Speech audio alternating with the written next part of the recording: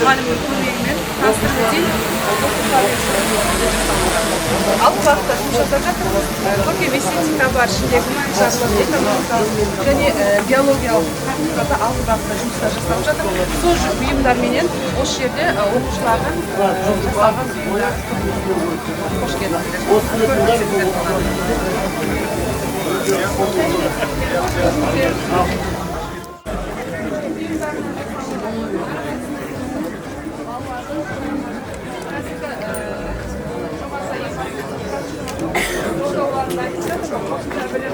Білім тәрбие жағында көптеген қолдаулар болып жатыр. Солардың өзіміз басшылыққа ала отырып, 6 бағытта осындай жұмыстар жасалып жатыр. Мына жерде мына жүннен бөлек мына бисермен салады. Бисермен жасағаны сол балалардың алып келгені. Енді мына жақта орталығы болды, солардың ішінен балалармен жүріп, мына балалар өздері, сол Нұр ауылының балалары келіп тазы мына бүркітпен сол біздің спорт мектебінде бар ғой, сол бөлімшесі Нұр ауылында. Біз де соны алып, соны жүргізейік деп жатырмыз. Айтып жүрген оқушылар өзіміздің арнамыз бен үйлеріміз бәрі жасаған, қолдан жасаған бұйымдарымен.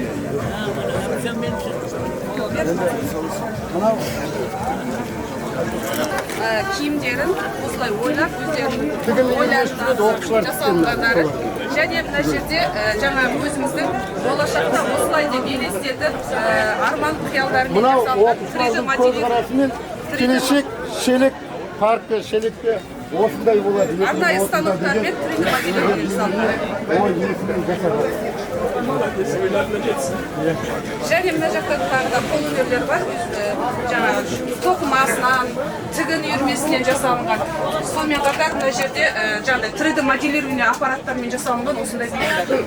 3D бізде лазерный принтер бар, лазерный станок бар, моделирование. Соларды кесіп, қазір заман талабына қалай 3D стендтерді сол мектепте жасап, мектептермен келісім жасап, мектептерге соны іліп көрсетейік деген ойым бар.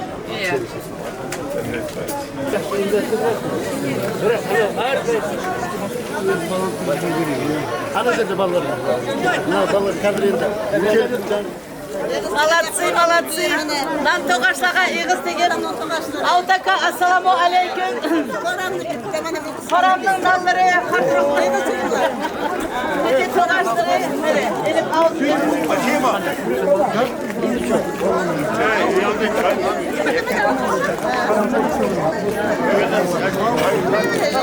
иғыз дейінла, ауыз дейіңіздер, нам тоғашлаға. Siz başsızsın mı? Ya başsızsın. İnanla gücümler inanla. Almayalım. Şimdi gel oraya kapadı. İnanla yok. Şimdi ne oynar mı?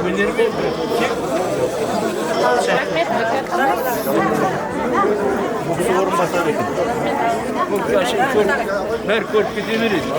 Abra, çım sözü açılış. Olsun toylarınız. Yaxşı qadak olun, salamat olsun. Hadi Ahmetcan. Allah eylesinler, gelinler. Aldaka. Aldaka. Aldaka. Selam. İşte tandır. Rahmet, rahmet. Rahmet. Tamam.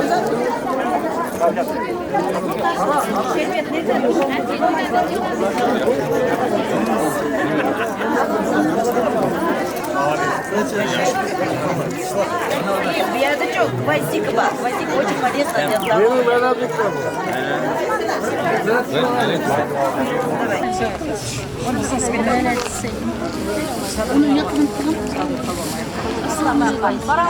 Kırkımızın gülleri boğan bana sağızlarımız, merhamet, ilimler, kelimler, baranlığımızda kırınlar.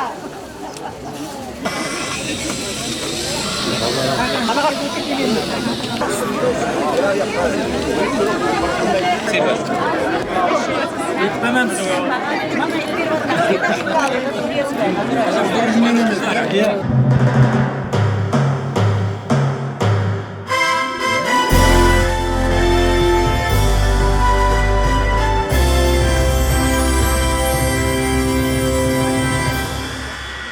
Құрметті қауым, бүгін біз ерекше тарихи сәтте бас қосып отырмыз. Халқымыздың еңбек майданында еселі үлес қосып, табандылығымен қажыр қайратымен өнеге болған ардақты тұлғаның, тұңғыш агроном, табаковод, ұстаз, Ұлы Отан соғыстың ардагері, Еңбекші Қазақ ауданының құрметті азаматы Варис Абдуллаұлының ардагерінің 100 жылдық мерейтойына қош келдіңіздер. Бүгінгі салтанатты жиынымыздың құрметті Assalamu alaikum hürmetlik cemaat. Adak bilen abroy özü gelmez. O köp emgek iqidisinin arkasıdır dep oldurup 100 yıllık tarihi var. Emgegi zor, bağven, dehan atımızın çoğun toyu mübarek bolsun. Олай болса, бүгінгі шараға келіп отқан құрметті қонақтармен таныстыруға рұқсат етіңіздер. Алматы облыстық мәслихат төрағасы Байғожаев Қуат Сұлтанұлы. Алматы облысының ардагер ақсақалдар төрағасы Тұрлыбаев Ерболат Сапарұлы. Аудандық ақсақалдар төрағасы Ұзақ Төлеулес Өтебайұлы. Алматы облысы ауданымыздың құрметті азаматы Сұлтанғазиев Елеусіз Сұлтанғазыұлы.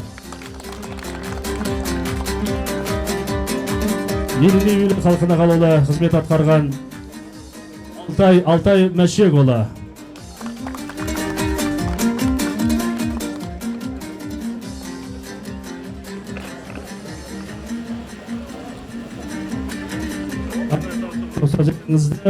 Кезінде совхоз директоры атқарған Разиев Сраждин ағамызда келіп отыр. Өзбекстаннан келген ғылым докторы Абдуллан Бараев.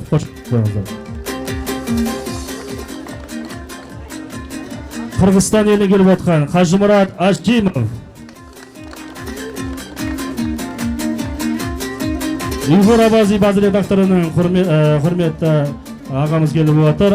Қазақстан Халық Ассамблеясының мүшесі Ершат Асметов.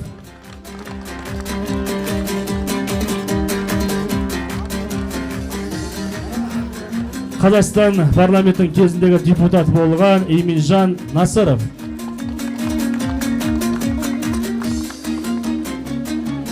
Сонымен қатар тағы да келіп отыр құрметті қонақ таныстыруға рұқсат етіңіздер. Республикалық қоғамдық ГСБГ-ның қорағасы Тастанов Бақыт Сабденұлы Астанадан келіп отыр. Алматы облысының ГСБ орталығының төрағасы Байсенгериев Қанағат Қарсақбаевич. Сонымен қатар Тоғанбаев Ерлан Султанович Алматы қаласынан. Бейбітшілік әлемінің төрағасы, яғни қонақ болып келіп отқан академик Нұрманов Абен Алдабергенович. Қош келдіңіздер.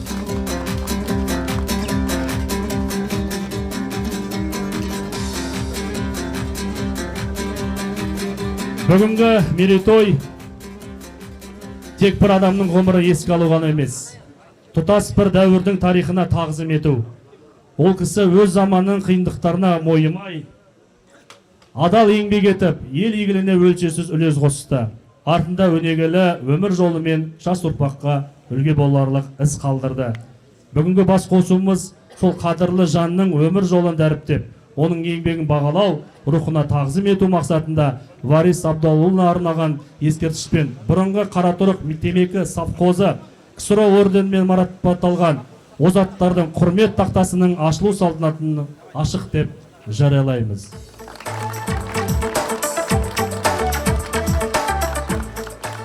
Замансыда гүлленген жұртым менің, гүллері, бараңлары әжеп болған, етізларда ашлықлары даңны төгіп, тамаксы бар жаһанға мәшһүр болған.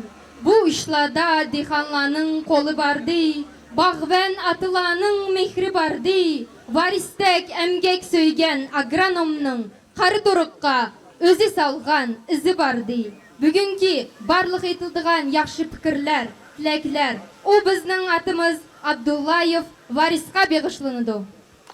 Олай болса, Варис Абдуллаевның құрметіне 1 минуттық еске алу.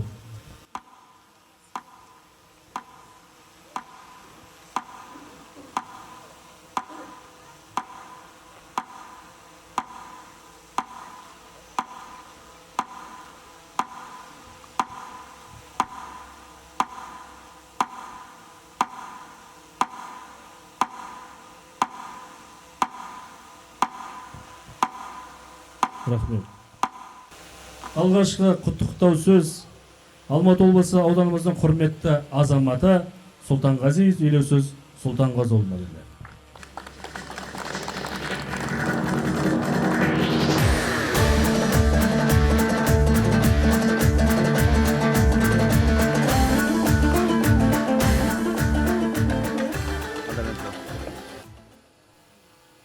Құрметті бүгінгі мерей тойға жиналып отырған қауым. Мерей тойымыз құтты болсын.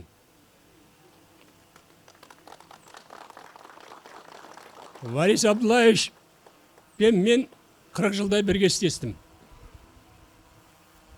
Мынау адам өмірден кеткеннен кейін көзден кетеді екен, бірақ жүректе қалады екен.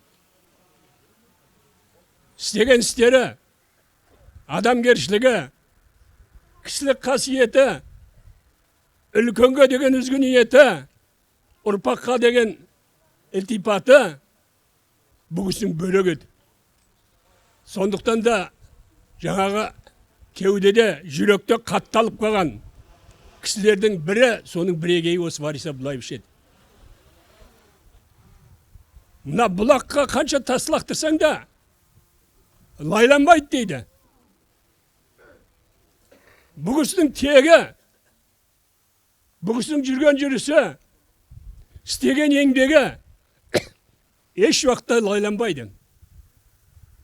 Халықтың ойынан шығады. Бұл кісі осы өзінің қатарлас замандас адамдары нені көрмеді? Қырғыншылықты да көрді. Қуғын сүргінді де көрді. Нақақтан нақақ.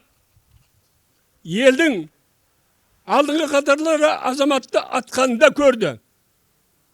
Ұлы Отан соғысына да қатынасты. Ұлы Отан соғысы біткеннен кейін самай ағарып баласын күткен ақ жағылықты аналардың зарында естіді. Жастайынан жесір қалып, ел жұртына пана болып,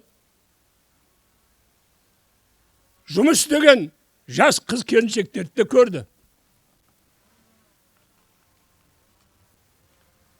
Бұл кісілер міне соғыстан кейін елімізді өркендетуге, елімізді көркейтуге үлкен ат салысқан азаматтардың бірі. Әргі кейде кейбіреулер айтады, қызмет қолдың кірі дейді. Мен айтар едім, жоқ, қызмет маңлай тер, адал ниет, сол білімге жетуші қаншалықты түн ұйықтамай, инемен құдық қазғандай, еңбектенінің арқасында білімді, саналы, арлы азаматтар болдым. Артынан елін, жұртын ілестіре білді. Міне сол кісілердің арқасында біздің еліміз аяғына нық тұрып, керегесі менен фундаменті нық болды. Кезінде ат соқа менен өгіз арбаны мынандай техникаға жеткіздік. Жаппа тоқал тамдардан сәулетті үйлерге жеткіздік. Елімізде 16 облыс болды. Бүткіл сайыз бойынша еліміз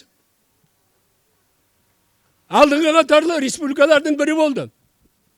ең негізгісі сол кездегі байлығымыз халықтың арасындағы ұлттық татулық, достық, елдің бірлігі, елдің ынтымағы әр уақытта жоғарыдан болды. Соның бәрін көзімізбен көрдік. Кейде ойлаймын, мына кейбір жастар айтады, ескіліктің жаңа көзін көргендер дейді. Ескіліктің көзін көрген емес. Осы мемлекеттің қабырғасын қағап, фундаментін тік тұрғызған, осы Борис Абдуллаевич сияқты үлкен азаматтар. Міне Борис Абдуллаевичпен бірге осы совхозды құрған Саттар Аутасалич болды. Осы жерде 5 ауыл еді. 5 ауылдың барлығын біріктіріп, бір совхоз жасап, ауданымызда ең ірі совхоздың бірі болды. Сол кезде мына Ашсаймен бірге қосылған кезде, осы совхоздың өзінде 1 январға 90 мың бас саулық болған екен. Анау жағы Жіңішкеден, мына жағы Қиықбайға дейін, мына жағы Бұғыты Ұйғыр ауданының границасынан, мына жағы Еңбекші Қазақстың границасынан, осы территорияның барлығы осы совхоздың жері болды. Сондықтан да осы совхоздан бөліп шыққан Горный Автозавод деген совхоз болды. Кейін Горный Автозаводтан мінекей Қабылов, Таусүгір, Сөгел совхоздары бөлініп шықты. Осы совхоздың өзінде, сол кезде міне осы совхоздың өзінде 6 севоборот бар еді. Әрқайсында 6 поледен 36 поле бар еді. Осы Борис Абдуллаевич сияқты басқа соғысымен қатарға бірге жүрген істегендер сол поленің әрбір тесік есігін барлығын білуші еді. Міне сол полелердің барлығын бөліп ағаш отырғызды. Бүткіл севобороттардың барлығында терек, қайың, акация, басқа да ағаштар өткізді. Міне осы совхоздың өзінде, міне орталық көшені Тойеві көше деуші едік. Ана арғы көшені Березові көше деуші едік. Оның арғы жағындағы көшені Сиреневі көше деуші едік. Міне мына көшені Бұлданежеві көше деуші едік. Бүкіл одақтық жаңа көріністерде осы совхоздың атағы шығып, осы совхозға келушілер көп болып еді. Міне осы алдымыздағы тұрған поляның өзінде 40 түп емес, 400 түп емес, 4000 түп роза егілуші еді. Апрельдің аяғынан бастап, ноябрьдің аяғына дейін осы жерден келген кеткен адамның барлығы розаның иісін иіскеп осы жерден кетпеуші еді. Кейбір мамандар осы арамызда істеді. Ермұхан Түктібаев деген азамат. Сол институт бітіріп осында келе жатып, мына ауылдың көркін көрді да, мен осы ауылда қаламын деп. Ешкім танымайды, ешкімді білмейді. Осында келіп, Аутасаличтің алдына келіп, мен осындай адам едім, студент бітірдім. Мына ауылдың көркін көріп, мен сондай қуанып қалдым. Рұқсат етсеңіз, мен осында жұмыс істейін. Деп сол зоотехниктен бастап главный зоотехник болып кетті. Міне осындай көрікті елге, жұртқа танымал ауылдың азаматы. Сондықтан бұл кісінің мына ұрпақтарына бүгінгі ол кісінің көзін көрген, сөзін естіген, бірге қызметтес болған азаматтардың барлығына Алла күш қуат берсін. Бала шағалары аман болсын. Бала шағаларының бәрі кәсіпті, нәсіпті болып, солар адал қызмет істесін. Саналы білімді болсын. Еліне, жұртына, туған туысқанына адал болсын. Соны Алла тағала нәсіп етсін дейміз. Ағайындар той қыласың. Осы кісілермен қатарлас болған айтсақ, бәрін айтар едім мен, бәрі көзімнің алдында тұр менің. Бірақ уақыт керек. Сондықтан сол кісілердің жатқан жері жайлы болсын, жаны жанатта болсын, иманы жолдас болсын. Артындағы қалған ұрпағы, міне сіздердің аттарыңызды шығарып бүгін еліңізде жұртына сіздерді танып, тарихты оятып отыр. Тарих мәңгілік болсын ағайын. Қошеметтеріңізді аямаңыз, үлкен рахмет. Hürmetlik mehmanlar, heykelinin təntanəlik açılış mərasimini başlap berişkə rüxsət qılınlar. Ескерткіштің салтанатты лента құю рәсіміне Алматы облысынан келіп отқан құрметті міне мәслихат төрағасы Қуат Байғожаев Сұлтанұлы өзіңіз бастаған келіңіздер ортаға шақырамыз. Сонымен қатар ауылдың ақсақалдары Елеу Сұлтанғазыұлы өзіңіз келіңіздер. Өзбекстаннан, Қырғызстаннан келген барша қонақтар, жалпы бүгін қонақтар, баршаларыңызды шақырамыз, келіңіздер лента құю рәсіміне. Қошеметтеріңізді қатырып қойыңыздар.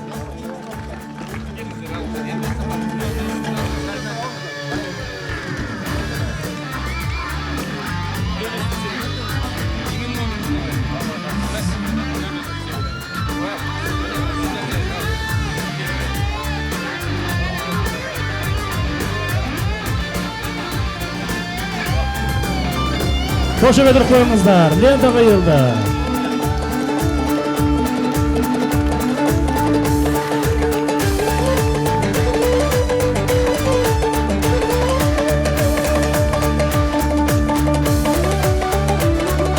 Ал енді ескерткішке жақында ескерткішті ашайық. Жаңа ескерткішті ашу рәсіміне қош келдіңіздер.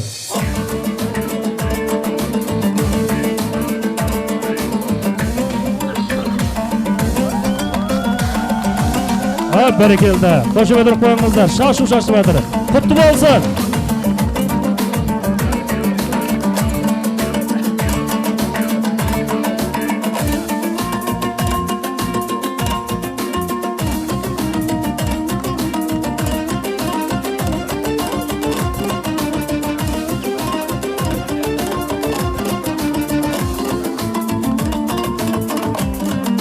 Естелікке суретке түсейік, сонымен қатар мұзға рахмет. Естелікке суретке түсіп, сонымен қатар құрметті қонақтар мерекелік жалғасады, және де оң жақта тұрған құрмет тақтасын ашуға да рұқсат етіңіздер. Құрмет тақтасы ашылсын.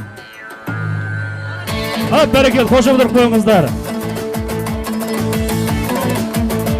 Қаратұрық темекі совхозында ксро орденімен және де медалдармен марапатталған еңбек озаттардың міне тізімі жазылып тұр суреттерімен. Қошеметтер қойыңыздар.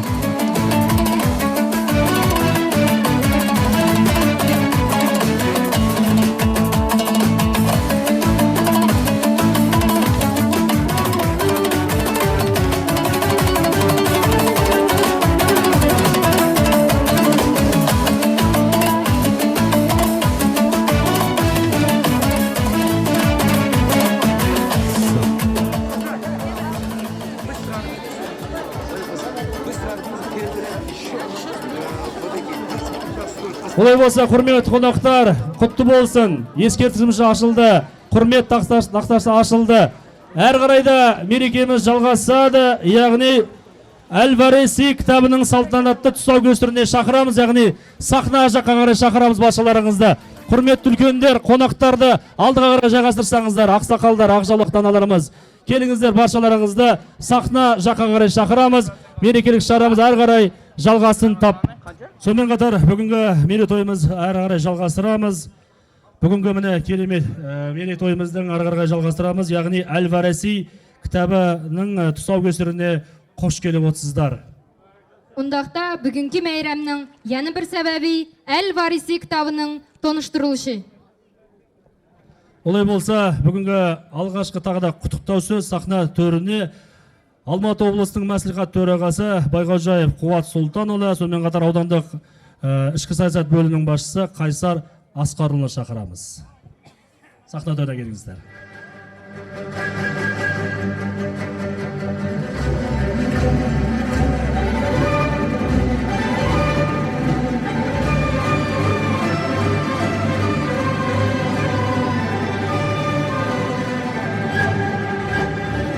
Құрметті қауым, ардақты ағайын, қадірлі ұрпақ.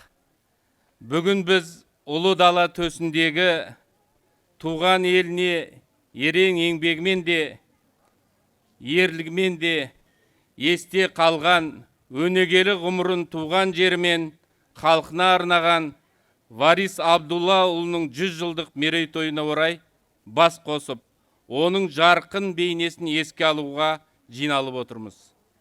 Бұл тек бір адамның ғұмырын еске алу емес, бұл тұтас бір дәуірдің ерлік пен еңбектің символына айналған азаматқа деген тағзым. Бұл ел есінен кетпейтін, ұрпақ жадында мәңгі сақталатын өнегелі өмірдің шежіресін тағы бір парақтау. Варис Абдуллаұлы халқымыздың басына ауыр күн туған сәтте небәрі 18 жасында отан үшін майданға аттанып, от пен оқтың арасынан аман өтіп, ерлік көрсеткен жауынгер. Ол кісінің майдандағы ерлігі мен қайсарлығы бүгінгі бейбіт күніміздің іргетасы. Соғыстан кейін де Варисаға тынымсыз еңбек етті. Еңбек жолын бас агрономнан бастап, ауыл шаруашылығы басқармасына дейінгі жауапты қызметтерді атқарды. Ауылдың гүлденуі, елдің әл-ауқатын арттыруы жолындағы аянбай тер төкті. Жол, көпір, мектеп, мәдениет үйлері, егістік пен каналдар, мұның бәрі ағамыздың адал еңбегінің нәтижесі.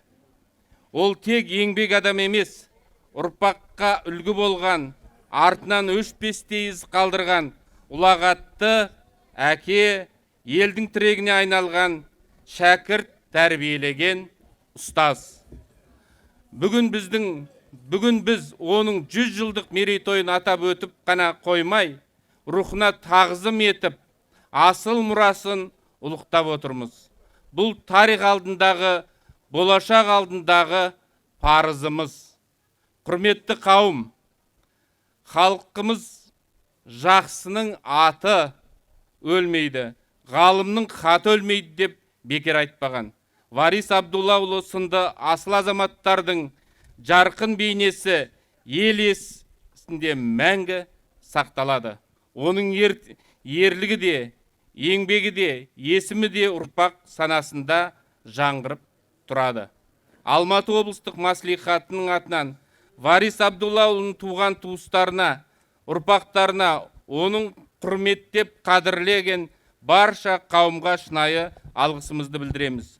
Алматы облысының әкімі Марат Елеусұлы осы іс-шараға шығар алдында осы ел жұртқа, осы Қаратұрық ауылының азаматтарына үлкен дұғай сәлемін жеткізді. Яғни осындай азаматтардың арқасында біздің егемендігіміздің негізі қаланғандығының, оның басында осындай білікті де елін сүйген азаматтардың тұрғандығы айтылды.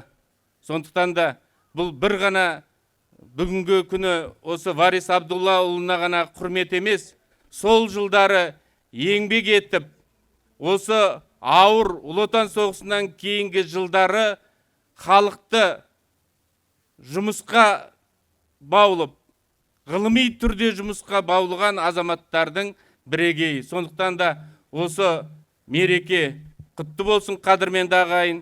Бүгін міне мен сіздерге осы әулеттің ұрпағына деген Марат Елеусұлының өзінің жекелей құттықтауы жазылған адресатын алып кеп отырмын. Мұнда ол кісі бүкіл ойын осы Варис Абдуллаұлына деген, оның жаңағы әулетіне деген құрметі жазылған адресаты міне бар. Соны сол кісінің ұлдарына тапсыруға рұқсат етті. Қошеметтеріңізді аямаңыздар. Соңғы фразасында былай деген: адалдық пен адамгершілікті ту еткен ел азаматының рухы шат, мәңгілік есте өшпесін. Елін сүйген ердің ұрпағына амандық, шаңырағына бақ береке тілеймін. Рухты құрметтеген елдің мерейі әрдайым үстем болсын. Облыс әкімі Марат Елеусұлы Сұлтанғазиев. Дұлғы шабалақтың. Қабылаңыздар, ұлдарына табыстап атыр. Әбділж аға, отырыңыздар.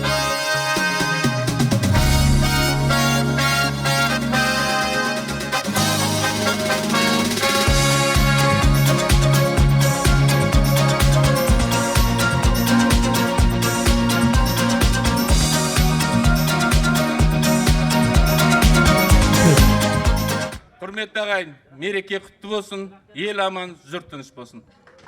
Рахмет, Қуат Сұлтанұлы.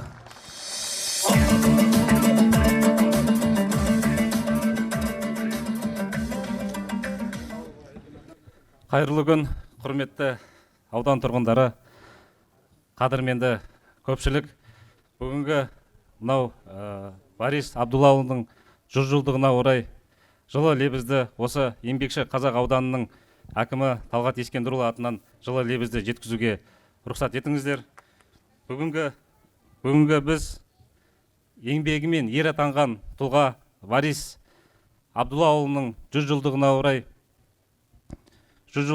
оның ғұмыр жолын еске алып, құрмет көрсету мақсатында жиналып отырмыз. Бұл тек қана Борис Абдуллаұлының еңбегін еске алу ғана емес, осы өзінен кейінгі қалдырған келешек ұрпаққа оның мұрасы мен өнегесін бүгінгі ұрпаққа аманат ету күні.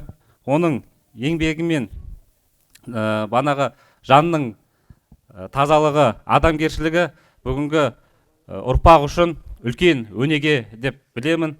Осы 100 жылда ол кісінің, осы 100 жыл аясында ол кісі жүріп өткен жолын, асқақ өмірін, асқақ арманын, атқарған ісін ерекше еске ала отырып, шынайы алғысымызды білдіреміз. Олай болса, осы бүгінгі 100 жылдық мерейтой құтты болсын, еліміз аман болсын. Осында отырған баршаңызға, отбасыларыңызға амандық тілеймін, бақ береке тілеймін.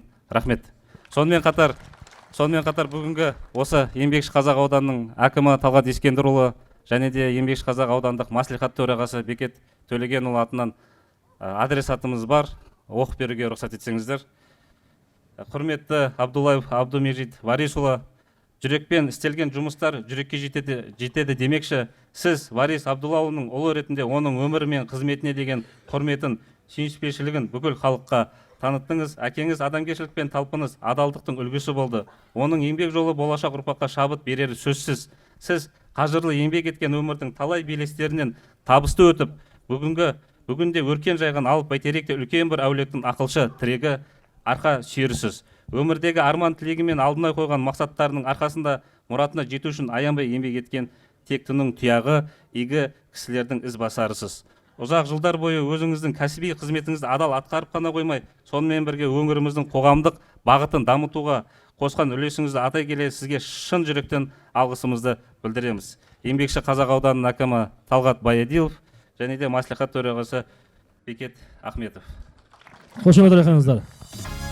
Табыстап жатыр ұлдарына, ағаларымыз ортаға шақырамыз, келіңіздер.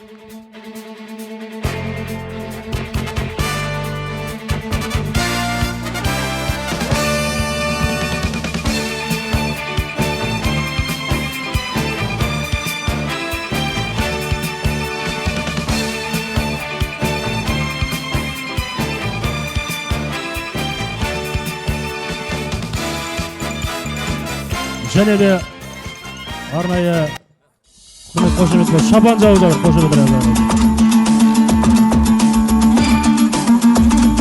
Сонымен қатар еңбекші қазақ ауданының әкімінің құрмет грамотасы еңбекші қазақ ауданының әлеуметтік экономикалық дамуына, қоғамдық қызметіне және кәсіпкерлік саласына қосқан үлесіңіз үшін Абдуллаев Майдын Борисұлы марапатталады.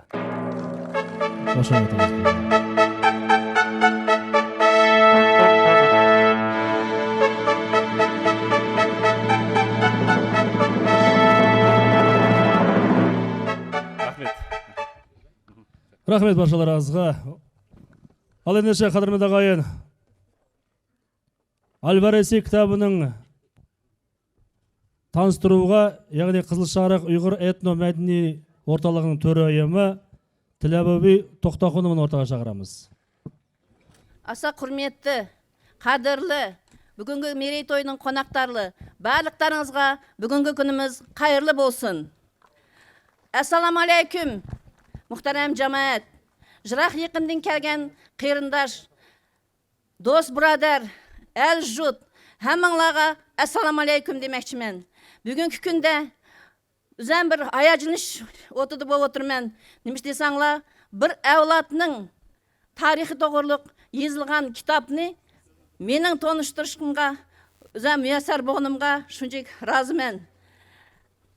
Әнді әл варisi kitabımız özünün namını özü etip oturdu. Әнді bu kitapның alahidligini etmekçi bolsak, bu kitapны özünün atısı bilen bille şu mezgilde işligen, faaliyet kılan, şunçuk işlağa bille jügen dost braderlerinin tarihini, onundan başka öz ailesinin atısı boğan mehir muhabbetini, onundan başka Şarkı Türkistan'da 18. asırdaki yaşayan Uygurlarının Çargı Hoca mahallesinin kişilerinin hemmisinin ömür tarihini bizning özümüzün avtori, yani kelip Varis Ata Abdullayev'nin oğlu Abdimecit Abdullayev özü bu oturdu. Mezkur kitap Uygurlarning zıt joylashgan Yetsu tavasi Chilak nahiyasining hozirgi emgakchi Qozaq yeziglik tariqati salmoqliq ulush qo'shgan butkul onglik hayoti, fan farosati, insoniy hislatlari, odil ajri anga bag'ishlangan dastlabki oliy bilimlik agronomlarning biri Çargıcılık Varis Abdullayev tug'ilganiga 100 yil to'lish munosabati bilan shunday chiqarilgan kitap bu. Kitap özü 4 bölümden hasıl bolgan. Birinci, ikinci bölümleri Varis Abdullayev'nin tercümalı, hayat yolu, faaliyeti, hakkında bile ösüp arlaşkan, işilgen dost braderler. 3. 4. bölümler Çargıcılıklar doğruluk. Yani bir itip ketilgan isil nerse, bu kitapta tek kana özünün tarih emas, bütün vilayetniki, yani kelip Abdullah buğumuz, Meryem anımız, 1906 yıl tuğulgan, anımızmış şu yıl tuğulgan, şu kişilerinki qanchalik fan parasatlik, qanchalik şu hazırki küngü boğan intilişinin itilişi. Nemiş desanglar, o buğumuzma Ulıq Vatan uruşuğu berip, Yapon uruşuğum katnışıp 46 yılı üyge yardar olup keldi, eğir janlardan keyin. Şu kelgen halatke özünün halati qarmay, şu kemde 45 yılı Varis oğlumu Ulıq Vatan uruşudan qaytıp keldi. O vaqtlar uzanlar bilsizlar, Ulıq Vatan urushidan keyin yez egiligi hamiz jülmerep ketken, ballar qalgan, anılar qalgan, yer jahanni endi kötürüş gerek, endi xalqqa nam berish gerek. Balam, sen ali bilimlik boluşun gerek deb, bizning atımız Varis atını özdeki ba qo'ylarini, mallarini setip Kubaynga, Krasnodarga bilim elishga evetken. Afsuski Varis atımız diplom elip kelgiche, Abdullah atımız bu dünyadan ötken. Mana şu 49. yılı algan diplomu bilen kelip Malva yezisida, Qarturuq yezisida, Qoram yezilerde özünün iş bilermeligini körüstüp, şu yezlardaki ösümliklerinin en kereket şu vaqtlardaki bizning nahiyalik tamak östürüş.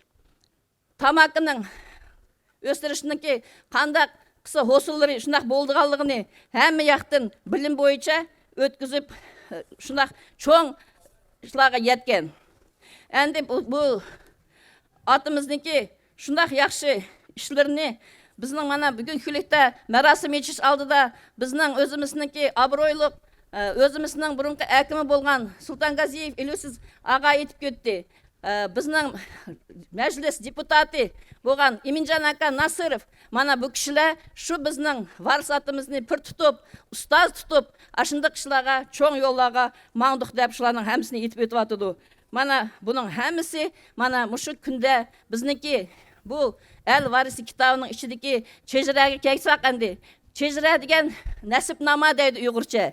Endi biz Uygurlarda 7 ata mana Qazaq xalqının yaxşı xislati bor. 7 atasını tanımagan bala u şu avlatının nimsini bilish kerak degen. Mana bizning bugunlikda Abdimecit mushu kitapning avtori şu nasibnamani, chejirani shundaq yaxshi ming adam, ming avlatning tarixini mushu kitapta sizib, таблица бойынша езіп шыққан, мәшәді отаған барча сілерінің аты болырыңларының ісмі мүшеді яд етілген.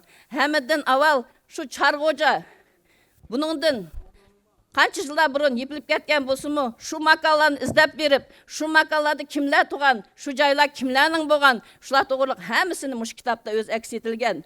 Яны келіп, шу едеке 200 айлының аты жөні езілген бұл кітапқа.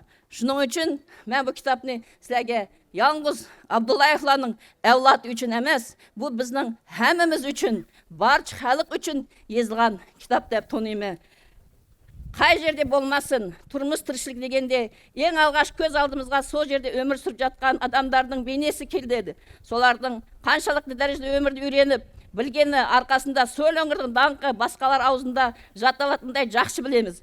Енді Шелек өңірі, оның баурайындағы ауылдар туралы сөз қозғалатын болса, ең алғаш тілге тиек ететін адамдар қатарында Варис ағаның аты аталатын сөзсіз. Себебі оның осы өңірдің алыс-алыстарға дейін жеткізген. Сол жердегі ұрпақтың өздігін жоғалтпай, өмір сүріп жатқанын дәлел болсы керек деп қысқаша айтам. Келесі кезекті Ұйғыр ауданы Кіші Ақсу ауылы Абылайхан атындағы Шет тілдер университетінің 2-ші курс студенті Масутова Айпириге беріледі.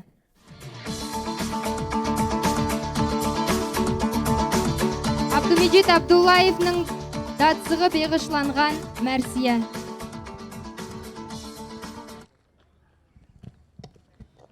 Әссаламу әлейкүм, hürmetlik mihmanlar. Абдуллаев Абдумеджит акымызның дадысы Варис Абдуллаевқа yazған Мәрсия. Aylar ötті, ötті жыллар жандада, Judalıqdın neçi pare dilimiz, 10 perzentni biqib kanat astıda, bir cozıda erkelettuq hemmimiz. Anam bilen kol tutuşup ey atam, baqi dünya bağları da jürgensen, Düşlerimge ayan bolup dursen, Mümkün günde esligenni bilgensen. Bizge medet nesiyetlik sözlerin, Ali bilim aldı oğul kızların, Saz nəğmige aşık idin candada, Evladında kaldı barmaq izlerin. Vətən didin, cəngdə ötdi yaşlığın, İlim didin, əmgək yolun başladın, Bərzənd didin, həmmimizni östürüb, Amma ketib közümüzni yaşladan.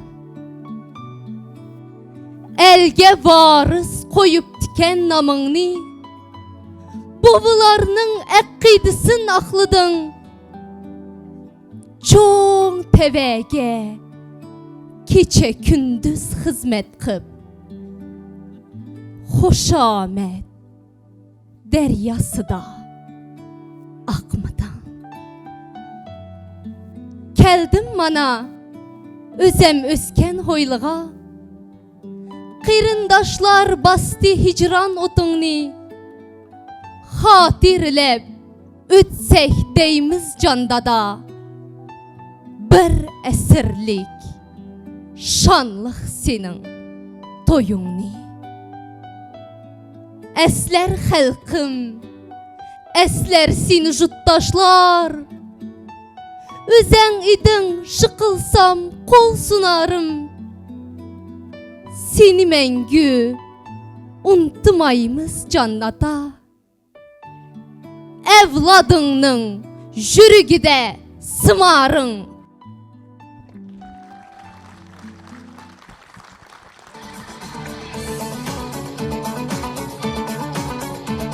Рахмет.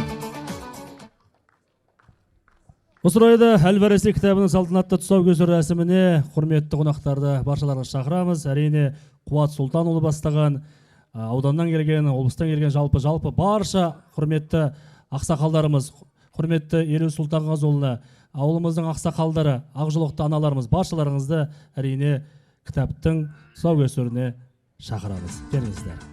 Шу мөнәсәбәт белән Әл-Варис кітабының тәнтәнлек тоныштырыш мәрасимini хавала кылабыз.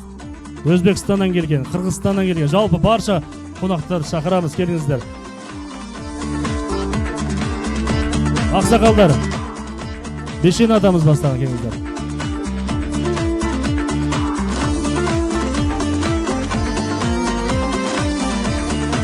Айымбек аталарымыз, келіңіздер. Құрметті аталарымыз, ақжалықты аналарымыз, келіңіздер.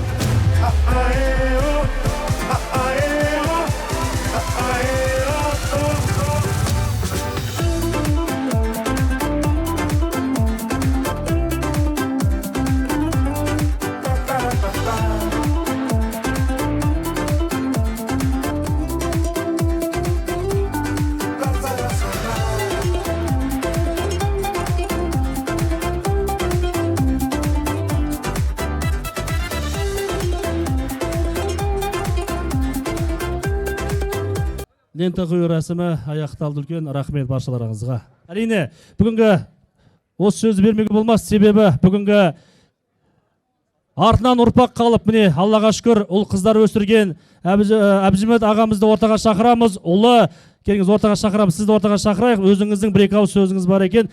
Бір-екі ауыз сөзіңізді микрофонмен арнасаңыз кәнеке. Ал құрметті қонақтар, ассалаумағалейкум.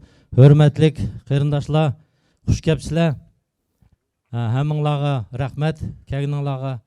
Бүгін мана бір чоң қарттыр кезісіда чоң бір мәрек болып отырды. Шол мәрекенің гуайсы болып отырсызлар. Ылайым, әміміздің атанысы машындақ болсын. Әміміздің атанысы yüzüge келсін. Әміміздің атанысының ішлеген әмгәклері маштақ әзірлік болсын. Әнде мен мұшу kitap деген оңай нәрсе емескен. Менің өзім шақси, өзім экономист, финансист. Амма 20 жыл бойы дадам тоғырлық материал жығдым. Пенсияға шығып, нем қылыма пенсия шыққан екен? Китап yazay dedim. Шының білән китапны қолға алдым. Китап безілді. Амма китап безіл жарияныда оңай ішемес екен. Маңа екіндін ярдам көрсеткен Румилям Жарипованы мәшәк шақасам. Маңа екіндін ярдам көрсеткен Жәмштака Розахонымды шақасам. Келін Жәмштака. Мен бірділла сөзінің давамыны Жәмштакам Розахонық берімен. Ассаламалейкум, hürmetlik mehmanlar. Bugünkü toyunla mübarek olsun. Bugünkü Varis akamның 100 yıllık toyu biz için, hemimiz için nayeti ahmiyetlik. Biz anla yaxşı bilse Varis akamны aranlarda kögeller, bilgeller, bile işigeller ba. O adam bizge desepki tunca agronom, kadirlik ustaz, bundan keyin nayeti ibretlik insan bolgan. Şununla bola men Abdülmecit'in moş kitabını redaktör kıldım. Endi Varis akam bilen mening şahsen münasibetim aka inilik münasibet boldu. Şunlaşqa bugün qutluk toyda Varis akamның ruhini xush qilish uchun bir she'r yozib kelgan, shuni uyg'ur tilida o'qib berishga ruxsat qilinglar.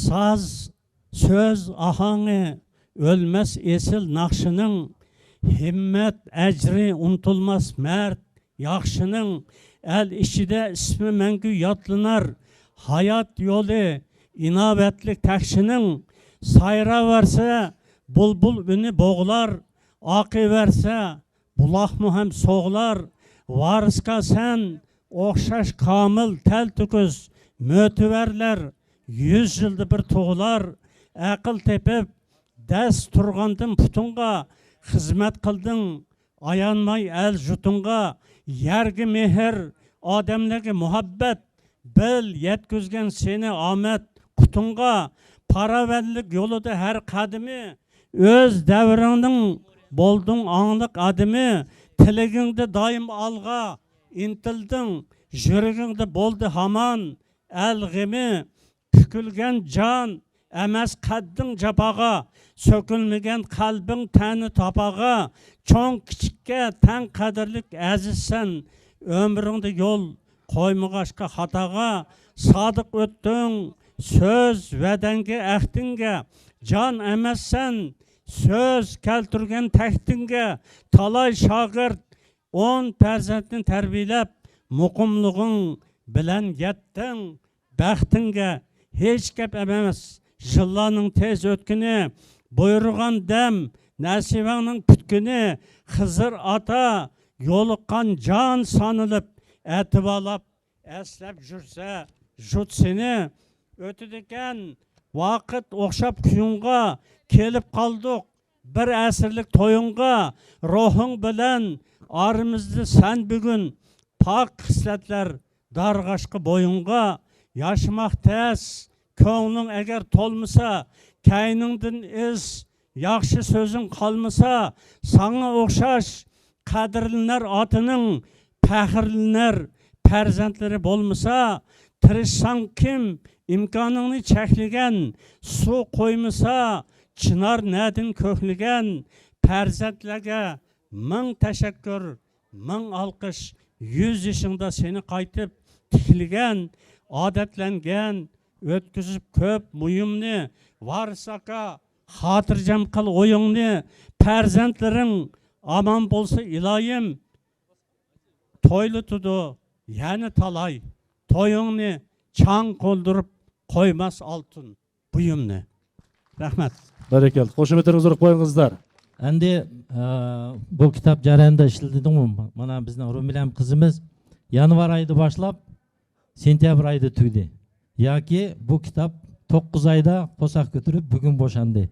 Шының куәтісі Румилям қызымызға бір еғіз сөз. Ассаламу алейкум.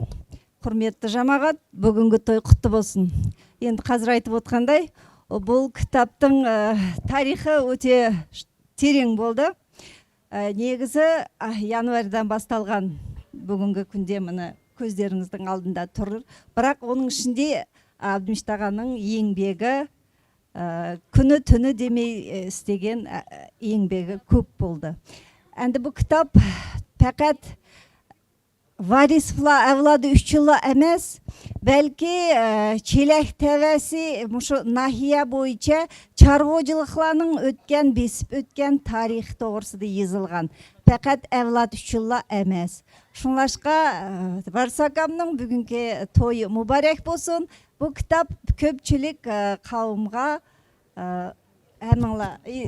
okup körsanla boludu demekçi men. Sizдің әжіріңіз бүгінгі күнде ақылымды деп ниеттеміз. Рахмет. Рахмет. Құрметті қауым, осыны пайдаланып, енді мен осы Жәмшіт ағаға біздің әулеттің бір шапан кигізсек. Бәрекелді. Варис Абдулланың ұрпақтарының атынан міне әулеттің атынан деп жатыр, арнайы шапан жабылып. Қошеметтеріңізді аямаңыздар.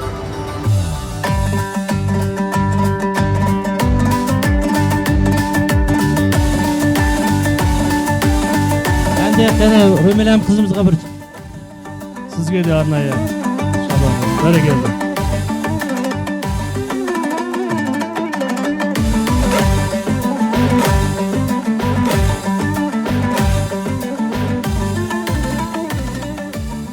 Қошеметтеріңізді аямаңыздар.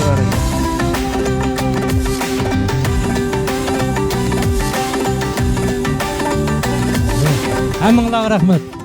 Мешіттің ебіні қысақ найты нұрғыт, мұнеки яқшиялары көп. Ана бүгін найты чоң тантаны мәйрәнде, жетін өзінің дадысы, найты хүрмәт. Мен қавайда бұпыла тұрды оғылы, ұғырына яса чоң ақсыз тұрмен. Үзем езегілігінің мұтақасыз, маманлығым экономист. Өмір бойы езегілігіді қызмет қып келдім.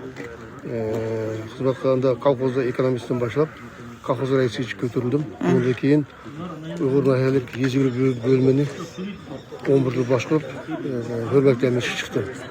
Әнде бүгін күнде Шерек райысы бойынша Варсака Абдуллаевны біз студент уақытын біліміз.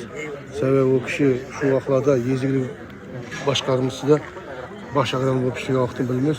Шу уақылада біз аңылған, что шу Шерек райысыда көп қызмет қылған, совхоз директор болған, агроном болған, башқа қатларды қылған. Әнді бұл кішінің ұшу черектеріңіз бойынша біріншілерден болып, тамақ өсіш агроном болып етілгенігін білеміз. Оның әмгіге зор кіші. Әнді бүгін мана 100 жылық юбилейні балалары нәуілді өткізіп атыды. Шу мәйремі мұбарак olsun. Яшылаға мұшы атымыз оқшаш, езігілігде қызмет қылған балалар етіліп шыққы деп ойлаймын. Рахмет, оман болғын. Мен Садиров Азимжан Тұрған оғлы. Варшава договорының председателі. Мана бүгінгі күнде біздің Абдуллаев Варс акымыздың 100 жылдық тәуелділігі кеп отырмыз.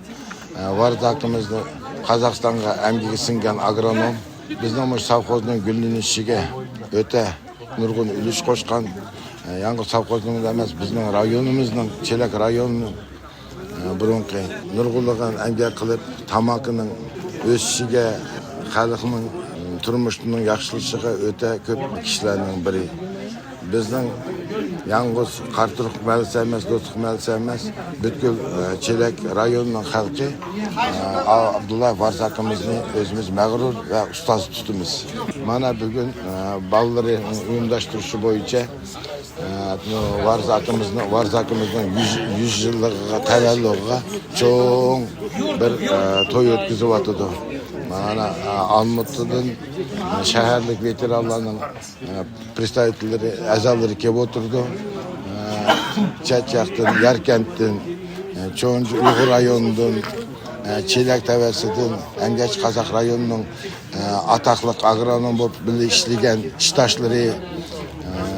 Шының білән білі ішлеген мана біз бригадир болып ішлеген шу кішінің тәрбиесіне алған агрономлар. Мана мұш кішінің бүгін 100 жылдық тәуелділігі кеп отырмыз. Рахмет қошеметтеріңізге. Олай болса, сіздердің құрметтеріңізге концерттік бағдарламаны жалғастырамыз. Бүгінгі мерекеге келіп отқан ауданымыздың әншісі Сәрсенбай Дәуреннің орындында керемет ән болсын, бір ел болсақ. Қабылдаңыздар, қошеметтеріңізді аямаңыздар. Бәрекелді. Ассалаумағалейкум. Бүгінгі қуаныш мереке құтты болсын, той құтты болсын ағай. Ой, тамаша.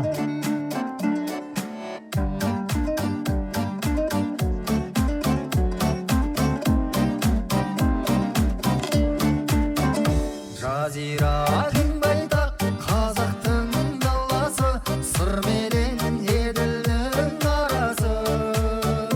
Арманы тауындай асқақ қой қарашы, қалдырған ер жүрек бабасы.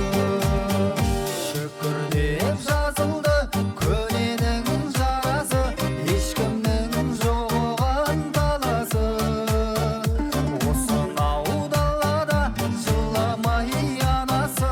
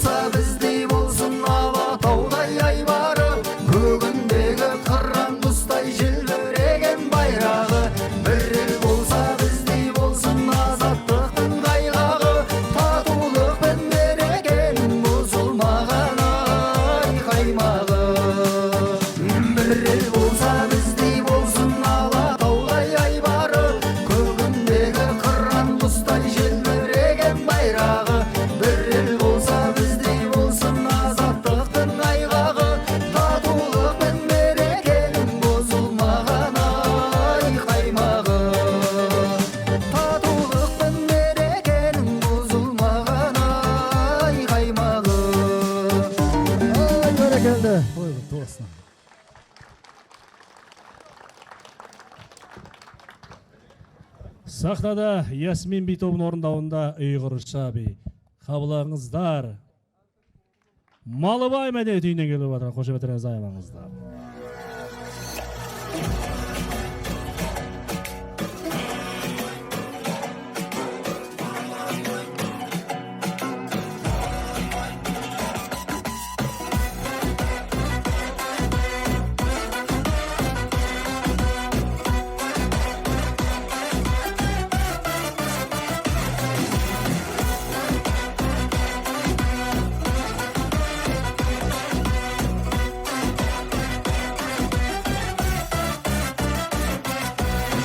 Turqınız qamlaşqan, oy canım canım oy oy. Taş qelib da uyğanma, kuydu bağrım oy oy. Oy turqınız qamlaşqan, oy canım canım oy oy. Taş qelib da uyğanma, kuydu bağrım oy oy. Ruxsarınız çiraylı, oy canım canım oy oy. Starısam sızğanma, kuydu bağrım vay vay. Ruxsarınız çiraylı, oy canım canım vay vay. Starısam sızğanma, kuydu bağrım vay vay. Oy canım canım, oy canım canım, oy canım canım vay vay. Oy canım canım, oy canım canım, oy canım canım vay vay. İşqinizda mecnun men, kuydu bağrım vay vay. İşqinizda mecnun men, kuydu bağrım vay vay.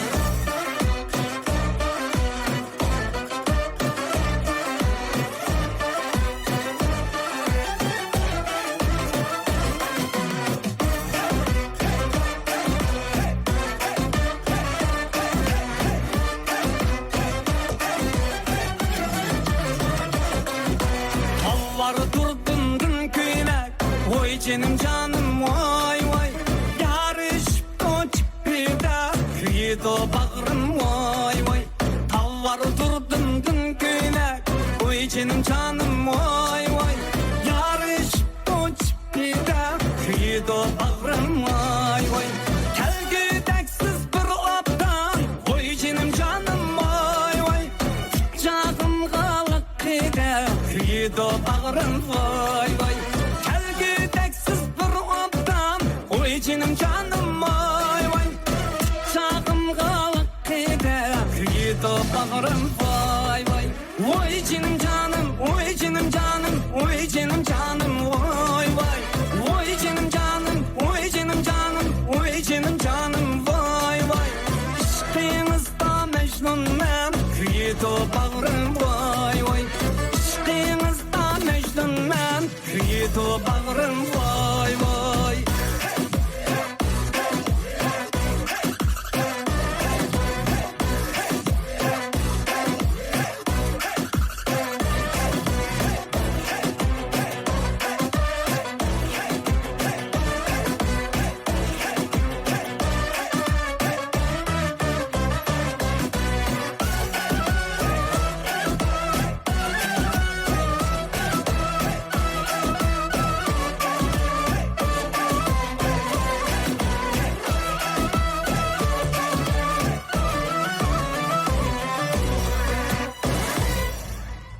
Қошеметтеріңізді аямаңыздар.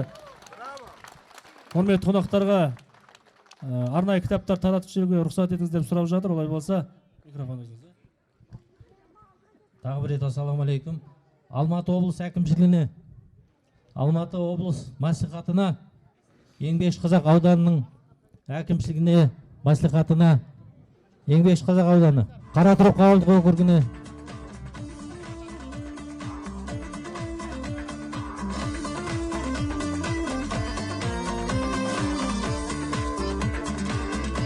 Қазақстан жазушылар одағына, Еңбекшіқазақ ауданы ұйғыр мәдениет мәркезінің орталығы Нұргүл Маруповна, мына бүгінгі таңда өздерінің үлестерін қосып атқан Ашсай мектеп директоры,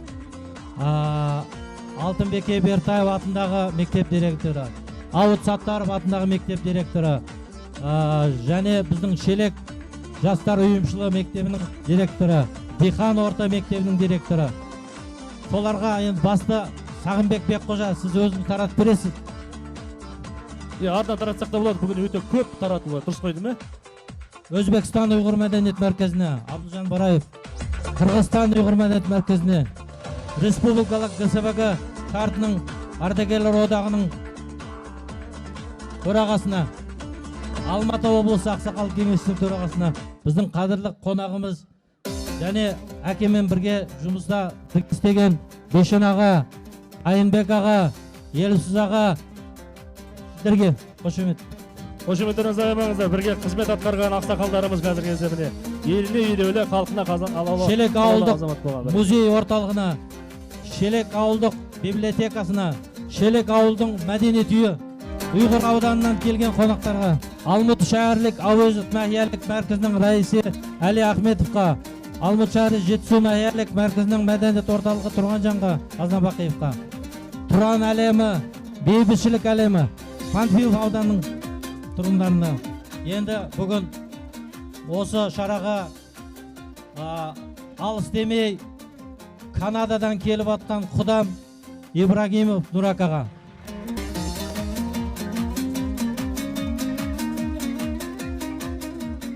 Шелек ауданының музей библиотека шықты ма? Рахмет.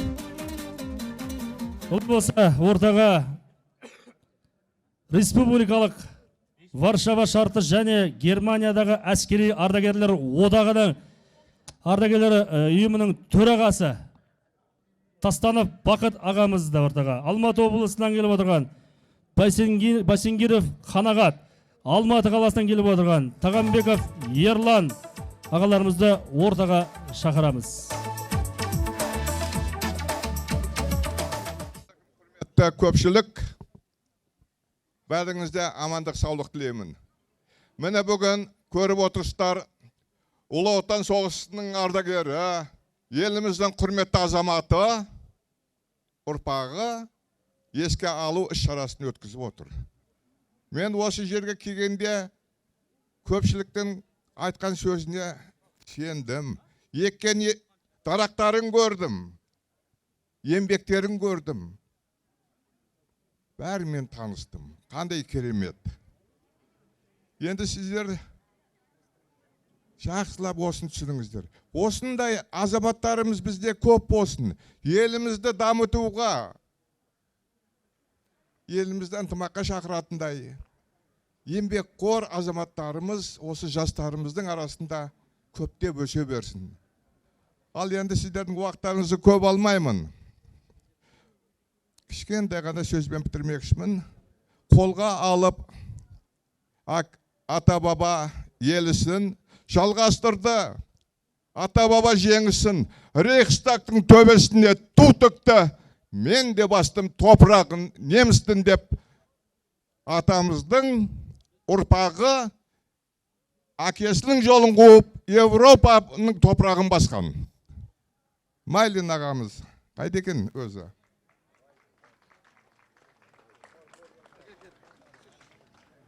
Сіздерге айтатыным, шаңырақтарыңыз биік болсын. Бақ дәулет,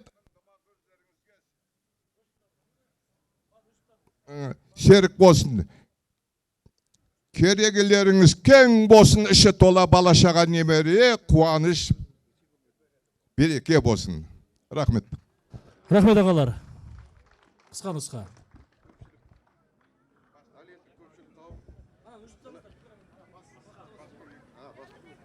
Ал енді көпшілік қауым, мына атамыздың бүгінгі артында қалған мына ұрпақтары, мына бүгін беріп жатқан астарыңыз қабыл болсын демекшімін. Міне елде үлкен кісілер бағана көп деген жақсы деген сөз сөйледі.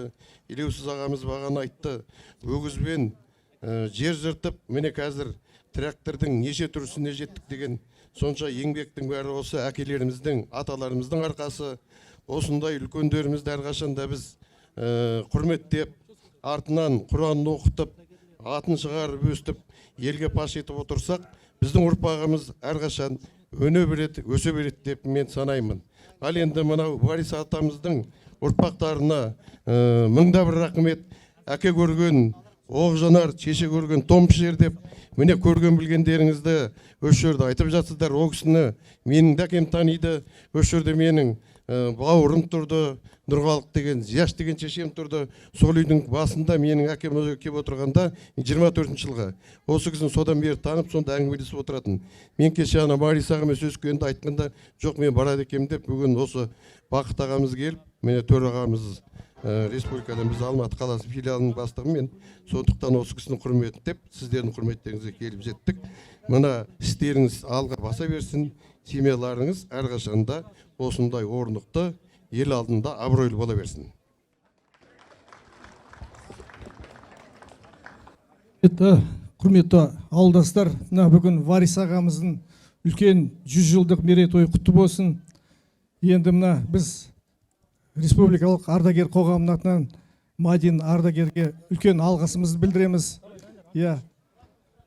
Мадин ардагерлердің атынан сізге үлкен алғыс. Осындай халықты жинап, әкеңіздің еңбегін жерге тастамай, мына халықтың алдында көрсетіп алсыз. Әкеңіздің істеген еңбегі өте көп. Ауыл шаруашылығына да отан ардагері өзі, сіз де ардагерсіз. Сол себептен сізге зор денсаулық, отбасыңызға аманшылық, қажымас қайрат, әрқашанда осы халқыңыздың алдына жарқырап жүруіңізге тілектеспіз. Мына әкімшілік тобына да үлкен алғысымызды білдіреміз, қолдау көрсетіп, осындай үлкен іс-шараны ұйымдастырып, үлкен жауапкершілікпен Мадин ардагер мына жастарға үнеге көрсетіп, келешекте осы жастарға патриоттық сезімдерін оятып, елге, жерге деген осындай сезімдерін оятып, осындай үлкен жұмыс жасап атқандарыңызға рахмет сізге. Енді мына әкеңіздің тарихы жаңағыдай мәңгі осы біздің ортамызда қалады деп ойлаймын. Сізге аманшылық тілеймін, отбасыларыңызға аманшылық. Мына халқымыз аман есен болсын, жұртымыз тыныш болсын, әрқашанда аспанымыз ашық, заманымыз тыныш болсын. Рахмет баршаларыңызға. Рахмет ағалар. Өзіміздің шығарған 80 жылдық, мына КСБ-нің биыл 80 жылдығы болды. Сол 80 жылдығына шығарған медалін ғана енді мәке өзіңізге тағамыз. Мынау куәлігі. Рахмет.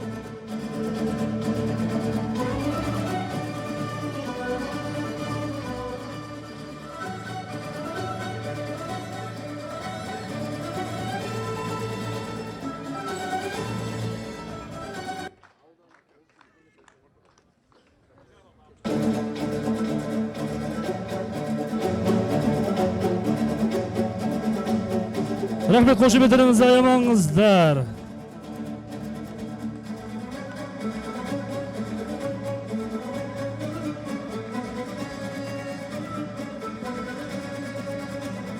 Енді қошеметтеріңізді аямаңыз, ағаларымыз үлкен рахмет. Арнайы тулар бар екен, мына арнайы көрсетіп жатыр, үлкен рахмет. Егеменде мына ардагерлерді ортаға шақырайық, олар осылар ортадан бір өтейік деп сұрап жатыр. Олай болса, ардагерлер сап түсіп, ортаға шақырамыз. Полковник Ахметов қайда Ахмет? Мәхметжан. Ал ардагерлер. Майдағамыз бен Сағынбек бастаған. Қошеметтеріңізді аямаңыздар.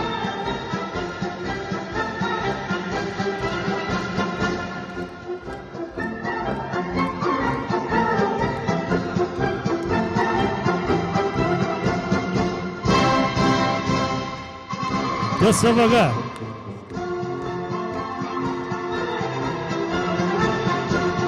Рахмет. Тура жеңіс күндей 9 май сияқты болып кетті. Рахмет. Өте керемет, әдемі. Концерт бағдарламаны жалғастырамыз. Ортада ауданымыздың кереметті әншісі Ұлан Оразбайдың керемет әнін қарсы алыңыздар бәрекелді. Сахна төріне шақырамыз.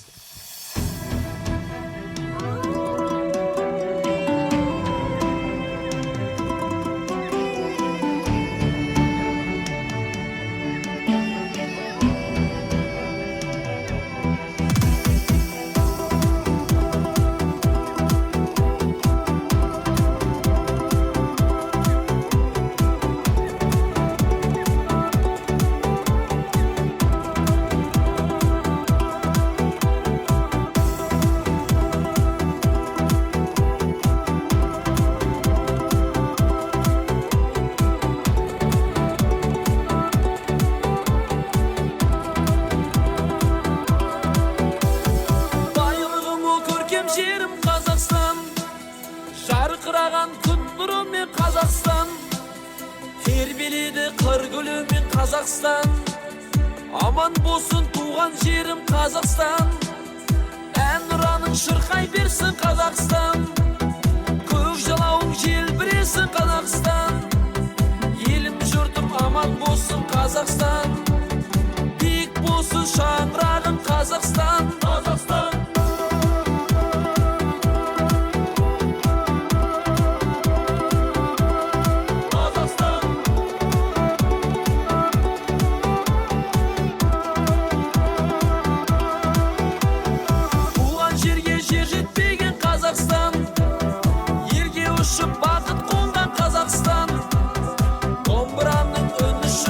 Қазақстан, өзің арнап ән саламын Қазақстан.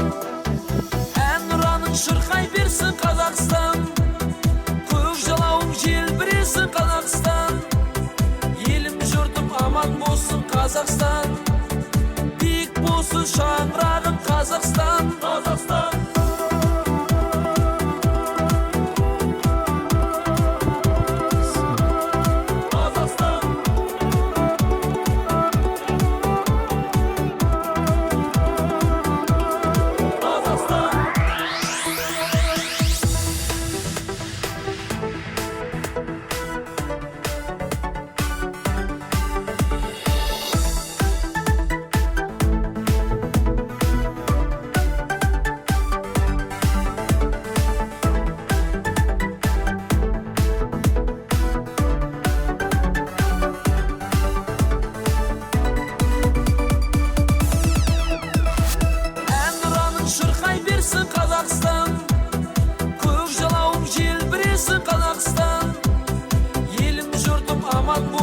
Қазақстан, биік болсын шаңырағың Қазақстан.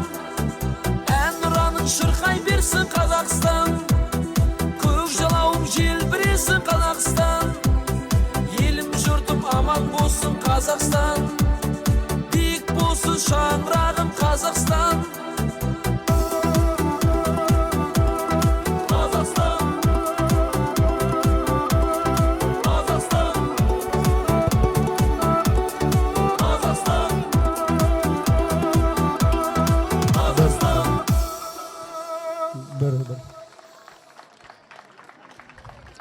Ал құрметті ағайын туыс бауырлар, қазір осы аға арналған асқа бәріңізді шақырамыз.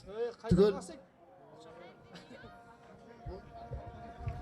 концерт бірақ жалғастыра береді, үлкен кісілер бастап, дұрыс па? Сахна өрінде жалғастыра береміз, бірақ үлкен кісілерді, қонақтарды арнайы дастарханға шақырып жатыр. Келіңіздер. Ақсақалдар алыстан келген, барша облыстан, ауданнан келген құрмет қонақтарды дастарханға шақырамыз деп жатыр. Олай болса, музыкалық бағдарламаны жалғастырады. Сахнаға Достық ауылы Алтынбек Кебертаева атындағы орта мектептің оқушыларынан түркше би, лезгинка қошеметпен қарсы алыңыздар.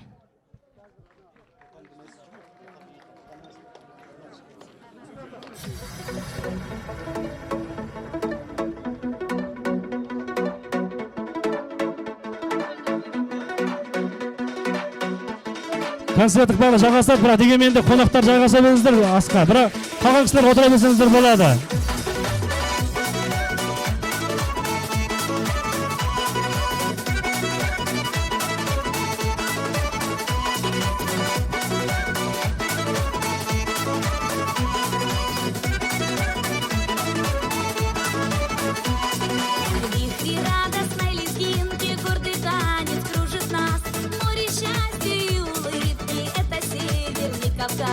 Эти цепи гор могучих, эти реки и поля. Нет на свете места лучше, чем Кавказская земля. Синее небо и щедрое солнце, скала гуляют родники. Крепче народа в руки сожмутся дружбою этой населены. Гостеприимный край благодатный, ты расцветаешь добрый час. Самый родной и самый желанный, гордость России, мой Кавказ.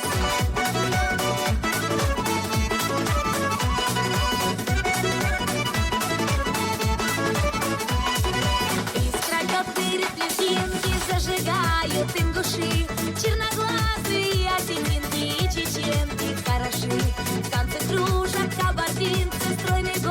держат стан, а ночами снова снится милый сердцу Дагестан. Синее небо, щедрое солнце, скала играют родники, крепче народа в руки сожмутся, дружбою этой мы сильны. Гостеприимный край благодатный, ты расцветаешь добрый час, самый родной и самый желанный, гордость России мой Кавказ.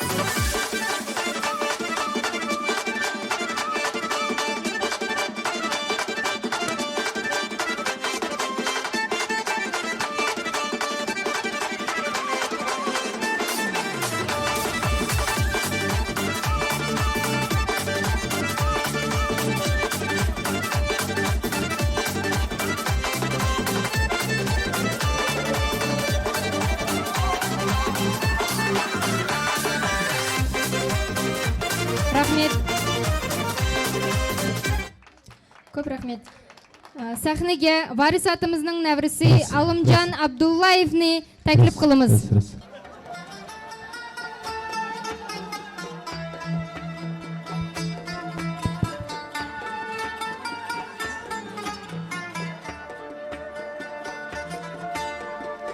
Eskisilim yaşlık çağları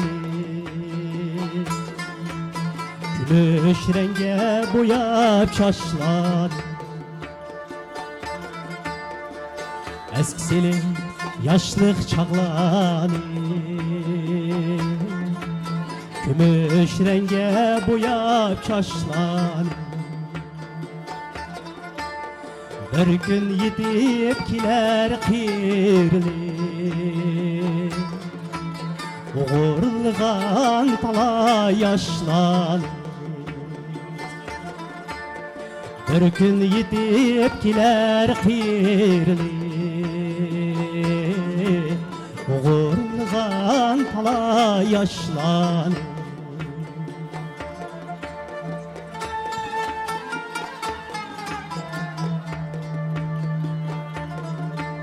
Şüdem unuttum gitman sözlerini Kuruk bilen uğrayıp yüzlerini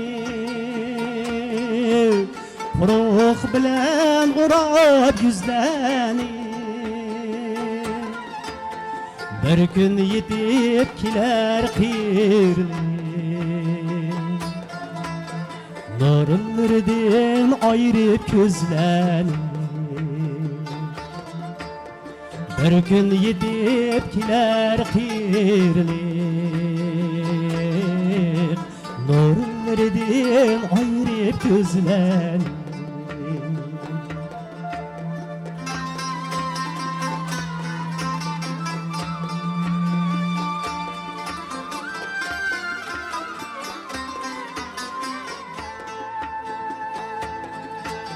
Dilim kuyup işki bıraktı Yaşlık çağla kilip jıraqta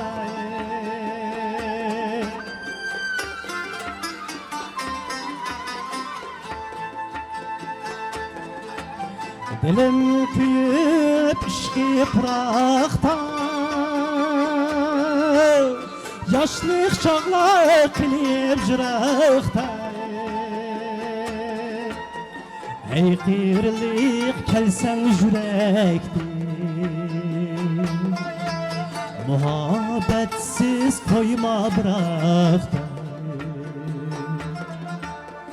Ey qiyirlik kelsen yürektin Muhabbetsiz koyma bıraktın Muhabbetsiz koyma bıraktın Rahmet. Sahnege varis atımızның çavrisi Uyghur Teatri Nava Ansamblінің solisti Mehrat Rahmatjanni taklif qılımız. Assalomu alaykum hurmatli mehmonlar. Bugungi to'ylar muborak bo'lsin.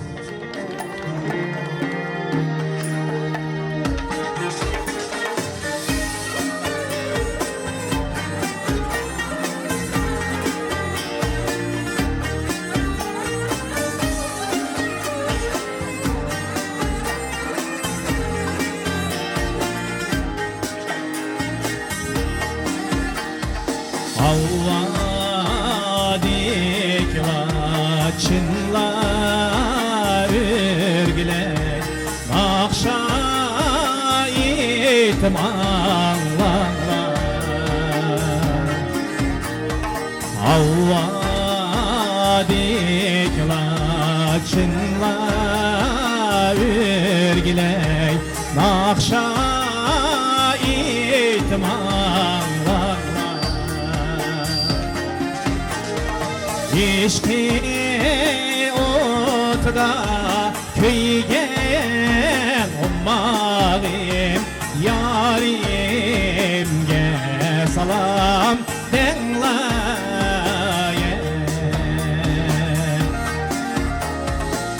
İşte otuda köygen ummağım Yarimge salam denlayem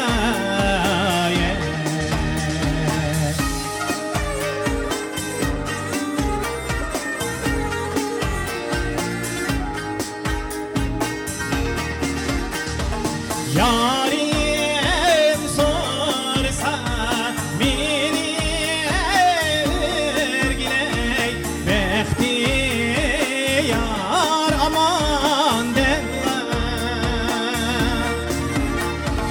Yarim sorsa beni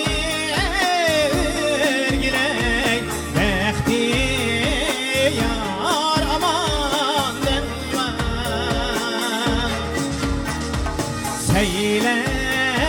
Seyletip şu bağda ummağım seni estedi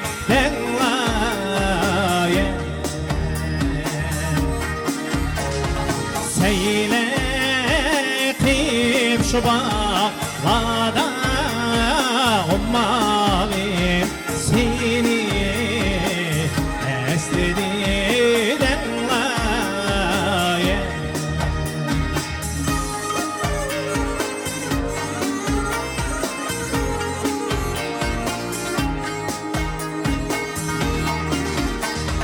Bakma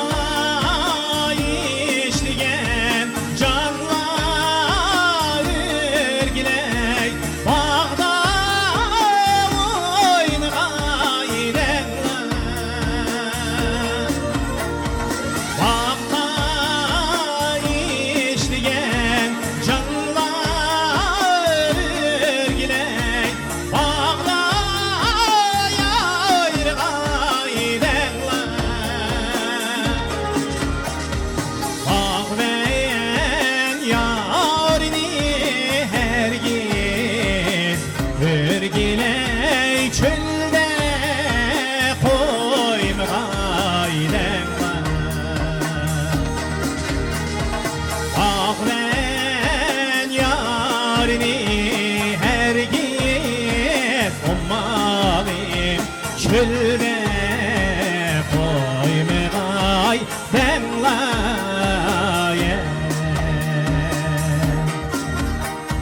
Çölde koymağay denlayem Rahmet. To'ylar muborak bo'lsin. Endi navbatda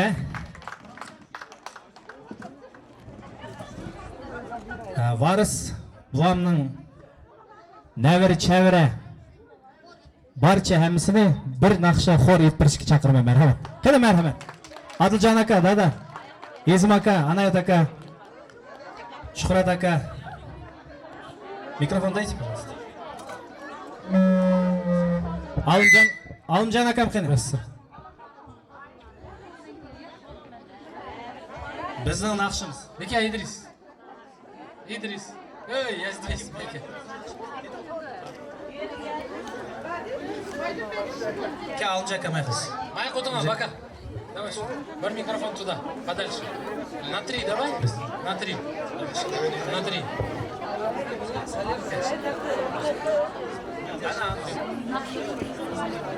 Я богу Все, бисмилlah, давайте. Дайын. Вы просто так делаете, и нормально.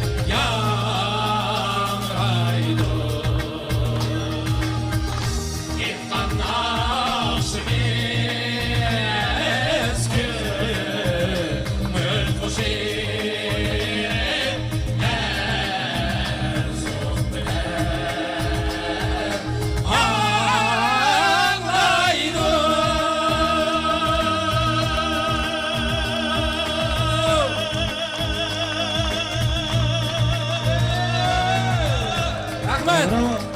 Amon bo'linglar, rahmat. Rahmat, o'rni